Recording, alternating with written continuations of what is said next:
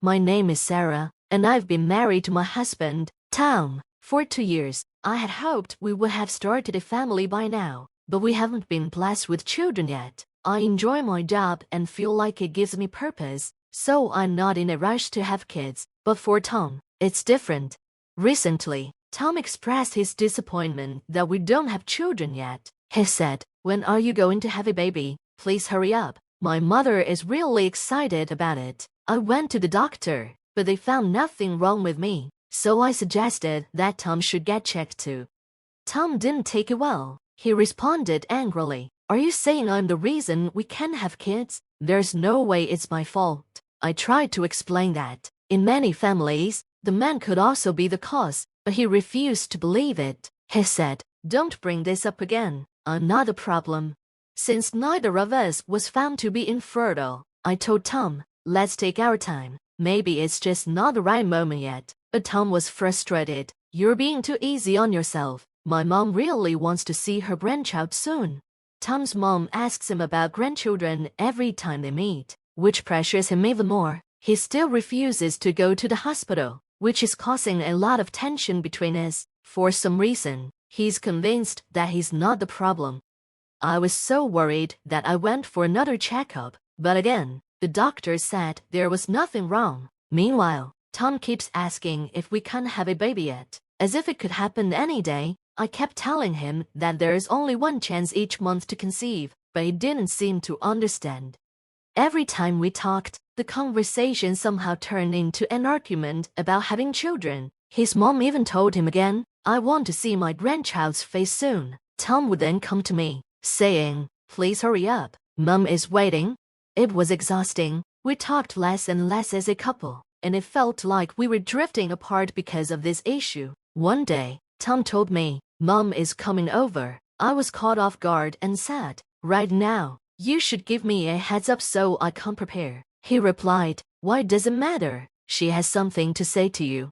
Sure enough, when his mother arrived, she started with the same topic. She handed me something and said, "Here, take these." I looked at it and asked, "What is this?" She explained, "It's a belly band and a lucky charm. Keeping your stomach warm is important when trying to conceive, so use the belly band." It was summer, and wearing something fuzzy seemed uncomfortable. So I said, "It's too hot for this." Her response was firm, "That's the wrong attitude. The air conditioning in this room is making your stomach cold, and the charm is from a famous temple for fertility. Use it well." I felt overwhelmed by their pressure, but I didn't know how to make them understand that things couldn't be rushed. After praying at a temple, my mother-in-law heard that a celebrity had a baby, supposedly because of the temple's good luck. So, she drove all the way there yesterday, despite how far it was. "You didn't need to go through all that trouble," I told her. She replied, "Don't be so relaxed about this. I'm really looking forward to seeing my grandchildren." Like I said, I've been to the hospital, and it's not me. I tried explaining again that the doctors found nothing wrong with me, but no matter how many times I said it, she didn't seem to understand. Meanwhile, Tom Saturday at a distance, acting like this conversation had nothing to do with him. "Why aren't you pregnant yet?" she asked bluntly. "I'm not sure why you're asking me that," I responded. "Maybe you should try another hospital or go to a more specialized one. I'll find a better place for you," she insisted. "You don't have to do that," I said, feeling overwhelmed. "I'm certain it's not Tom, so the issue must be with you," she added. Tom still hadn't been tested, yet she was convinced the problem wasn't him. "How do you know he's not infertile?" I asked. Before she could answer, Tom, who had been ignoring the conversation until then, suddenly spoke up. "Ma'am, stop saying unnecessary things." She quickly went quiet after that.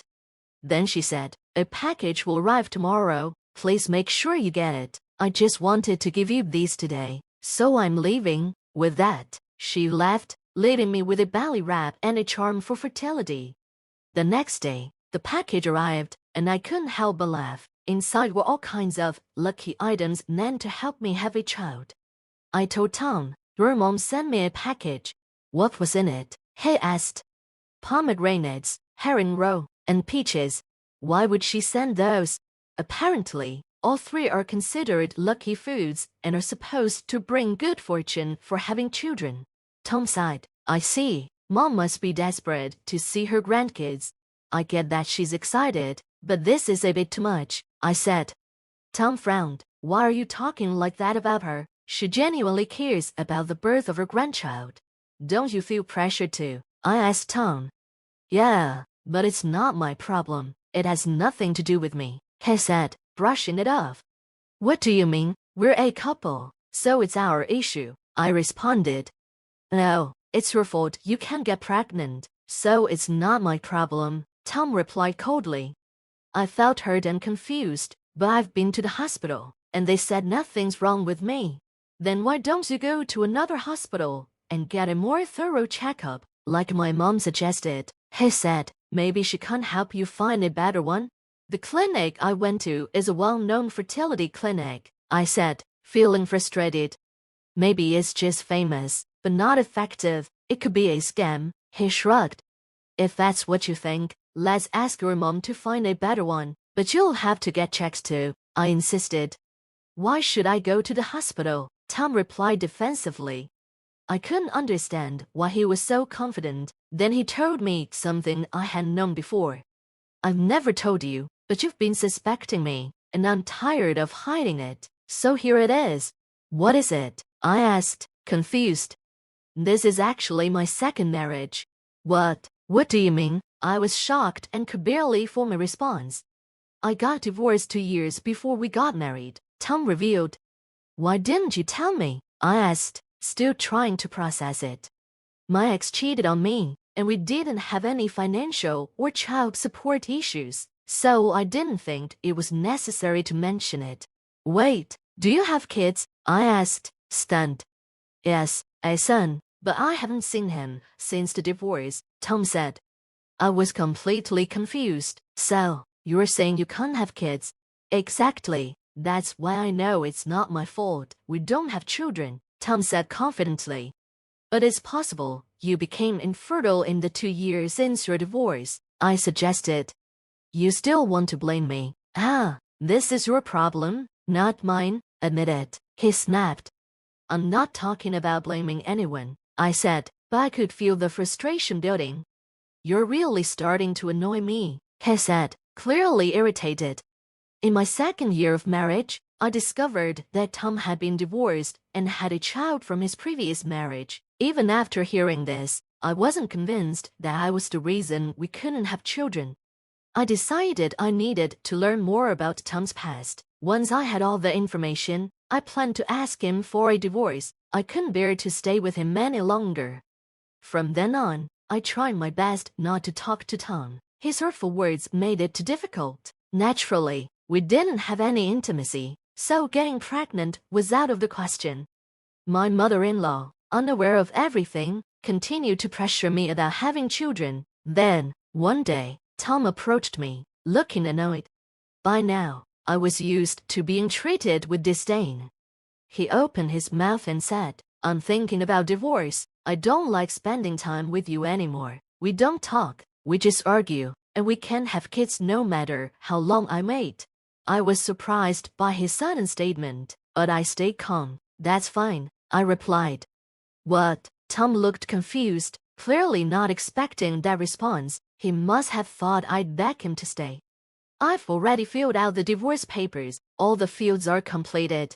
What? Why have you already filled them out? I did it so I could divorce you whenever I wanted. So, do you want a divorce? He asked, sounding unsure. Yes. I was only half joking, he explained. I'm not joking, I said seriously. Do you really want a divorce? He repeated. You said it yourself. I didn't think it would actually come to this. Did you expect me to cry and beg you not to leave? Yeah, we don't talk much anymore, so I thought this could be a chance for us to discuss things and fix our relationship, he admitted. Then why didn't you say that from the beginning? I asked. I want things to go back to how they were. That's impossible. I don't want you to divorce me. Not now, Tom said, backtracking.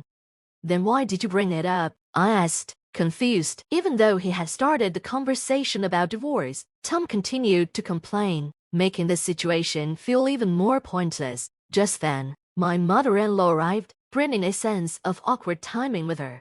"What's going on?" "I brought you some souvenirs from a trip with friends," she said, handing me yet another charm.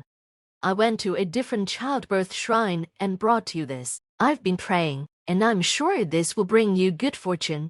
"We don't need this anymore," I said. Her face lit up, clearly misunderstanding what I meant. "Does that mean?" I knew things were about to get complicated again. "Does this mean you don't need it because you're expecting a child?" she asked, her voice full of hope. "It's partly true," I said, trying to keep things simple. "Well, we'll have to go pray again to show our gratitude," she exclaimed. "What?" I asked, but before I could explain further, she stood in front of me, looking excited. Tom stood next to me, silent, eyes downcast. I knew she wasn't going to like what I was about to say. "We've decided to get a divorce," I finally told her. "Divorce? What do you mean?" Her face fell, shock and confusion taking over. "Yes, we were just talking about it." "Is this a sudden decision?" "Not at all. I've been thinking about it for a while." "Are you leaving him just because you can't have children?" she asked, growing more upset. "That's not the reason." "Well, if you can't have children, it's better for him to divorce you and marry someone else. It will be his third marriage, not his second," I replied, correcting her bluntly. "You knew that?" I asked. "I found out recently. His ex-wife became pregnant shortly after they divorced," I continued. "Okay," she said, matter-of-factly. "So I can only conclude that you were the problem. If you leave, it will be a relief," she added. "I see. Tom has always been popular with women. He'll find someone else soon enough, and maybe the next time, it'll lead to a pregnancy. If you've made up your mind, then get divorced as soon as possible. I'll leave you to handle the rest," my mother-in-law said, walking away without knowing the real story. We continued talking after she left. "Let's file the divorce papers right away," Tom said. "I want to have kids soon, and now I realize I don't enjoy being around you." "Okay, let's get it done," I replied. "Then write it up quickly," he said, so I handed him the papers for him to finish his part. "Tom, either way, you'll need to leave the house once we're divorced," I informed him. "What? Why?" "Because I'm making the mortgage payments. Have you forgotten? My parents paid off the loan and bought this house in full. You were just paying them back." "I was." "Yes, so you'll have to leave." "What about the money we saved?" he asked, clearly confused. "I don't have any savings with you," I said. "But didn't you say you had about 10 million saved up?" "That's the money I saved before we were married, so it's not part of the assets we're splitting." "So, neither the house nor the money will be mine." "Exactly." "Well, it doesn't matter. You're going in a new direction anyway." "Yes, and I'm going to sue you and your mother for emotional distress," I told him. "What? Why?" "You've both treated me terribly for so long, making me feel like something was wrong with me." "That's because it's true," he said defensively. "You couldn't conceive." "Do you really believe it's my fault we couldn't have children?" "Of course, I have a biological child," Tom replied. "Actually, about that, I did some digging after learning you were married before me. It turns out your ex-wife's child isn't yours," I explained. "What are you talking about?" he asked, shocked. "I got curious, so I searched through your stuff and found a photo tucked away in your desk. I looked up your ex-wife on social media." "Isn't this your ex-wife?" I showed him a picture from her social media page. Tom looked surprised, unsure of what to say. "The child in the photo has a very different look. It turns out your ex-wife married someone from another country. They're living abroad now." Tom was speechless, clearly blindsided by this revelation. "I divorced my ex-wife without much argument because she cheated on me. Before the divorce, she claimed she was pregnant and said it was my child, but I was sure it wasn't. I believed the baby was someone else's." "So, you don't actually have any biological children, right?" I asked Tom. "Yes, that's true," he replied. I wondered aloud, could it be possible that you're the reason we couldn't have kids? Tom was quiet for a moment before admitting, that's likely. I went to another doctor, and they told me my body was fine, but I'll get checked again to make sure. If it turns out you're the reason we couldn't conceive, would you consider staying with me and going through treatment? Tom asked, hopeful. I shook my head. Why would I do that? I've already completed the divorce papers. I'll file them tomorrow. Please don't say that. I still love you, Tom pleaded. You don't enjoy being around me anymore, I pointed out. If you're so popular, like your mother says, you'll find someone else soon. Let's talk about this again, he begged. No, I'm filing for divorce tomorrow. I want you to pack your things and leave by the end of the week. Tom was taken aback. Oh no, but didn't you say you wanted a divorce too? I did. I'll talk to my lawyer about alimony, and you'll hear from them soon. The next day, I filed for a divorce. We had grown so distant that it felt like we were strangers. Tom packed his things and moved back in with his parents. He never told his mother that he might be the reason he couldn't have children. She's been pressuring him to remarry quickly because she wants grandchildren, and I feel sorry for whoever his next wife will be. His mother will likely put the same pressure on her. Since the divorce, I've been working harder at the job I love. I sold the house that Tom and I shared and, fortunately, got a high price for it. I used that money to repay my parents for what they had lent me, along with the alimony I received from Tom and his mother. And now, I'm living in an apartment. I've started dating a coworker who had been a good friend and supported me through my divorce. We're now living together. If I could marry him, I hope we'll have children and that I'll find happiness again.